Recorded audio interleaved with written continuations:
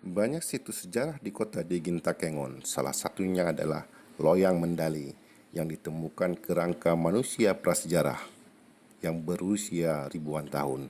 Situs tersebut terletak di Kampung Mendali, Kecamatan Kebayakan, Aceh Tengah yang berada di lintasan Takengon Bintang.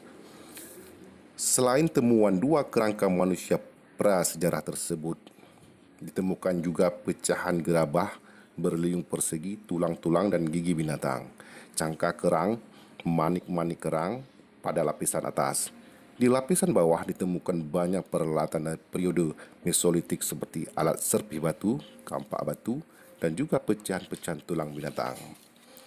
Di bagian lokasi inilah banyak ditemukan peralatan yang digunakan untuk keperluan sehari-hari, seperti pecahan gerabah dan sisi pembuatan peralatan batu, serta jejak perapian. Oleh karena itu, lokasi ini tampaknya yang dijadikan sebagai lokasi beraktivitas sehari-hari oleh penghuni Loyang Mendali pada masa prasejarah.